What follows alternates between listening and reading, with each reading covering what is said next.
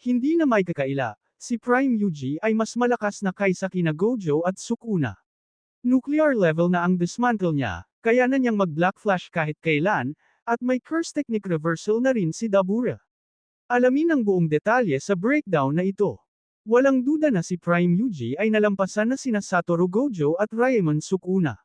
Ang sinabi ng kanyang sensei na hindi na magiging limitado sa special grade ang bagong henerasyon, natupad na ito.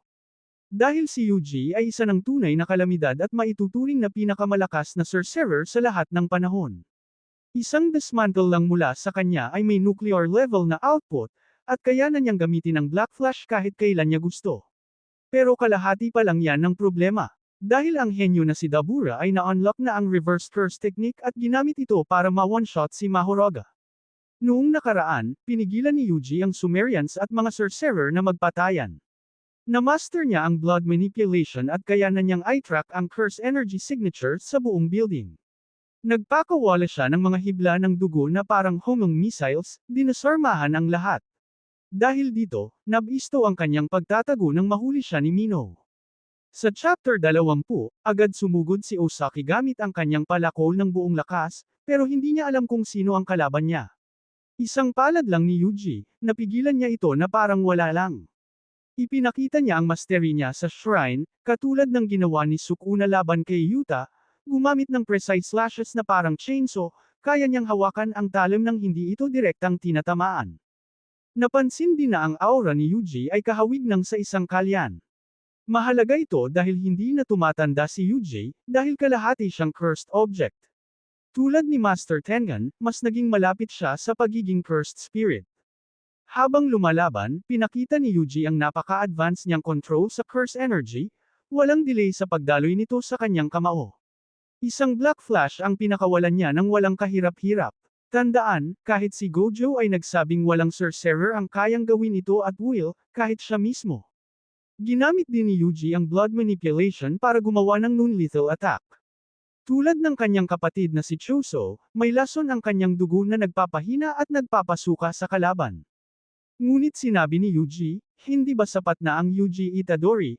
Isang linyang sumasalamin sa sinabi rin ni Gojo noon. Alam niyang mali ang mundo na umaasa sa iisang haligi. Nang bumagsak si Gojo, gumuho ang sistema. Tulad ng sinabi ni Yuta Okuso, naging hipokrito ang mundo, sinabing may pakialam sila sa pagkatao ni Gojo pero tinuring lang siyang sandata. Katulad din ng nangyayari kay Yuji ngayon. Inalala rin ang sinabi ni Gojo sa chapter 236, maari mong hanggan ang isang bulaklak, pero hindi mo ito mapipilit na intindihin ka. Si Gojo at Yuji ay naging political assets lamang, living deterrents. Naunawaan ni Yuji na para mag-grow ang mundo ng Jujutsu, kailangan niyang umatras sa anino.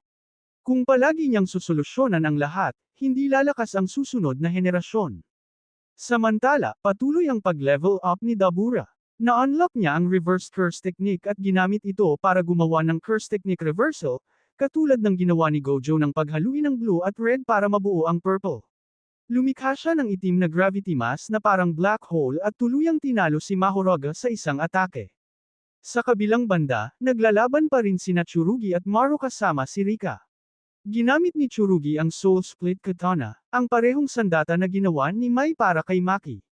Ang espada na ito ay direktang tumatama sa kaluluwa. Dumating si Yuji at pinakawalan ang kanyang sariling dismantle. Sa isang iglap, nalinis ang 6 na kilometer radius ng cursed spirit sa Tokyo, katulad ng ginawa ni Sukuna sa Shibuya gamit ang kanyang open domain.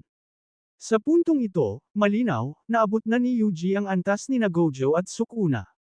Pero sa dami ng namatay na cursed spirits, nag-react ang mata ni Maru at sinamantala ito ni Tsurugi. Gumamit siya ng binding vow para tuluyang burahin ang kanyang cursed energy. Dahil ipinanganak siyang halos walang cursed energy, tulad ng kanyang lola, ang attachment niya sa ring ay naging hadlang sa kanyang tunay na lakas. Ibinigay niya ang ring sa kanyang kapatid at nagpasalamat kay Rika bago tuluyang tapusin si Maru. Sa huli, si Prime Yuji ang naging pinakamalakas.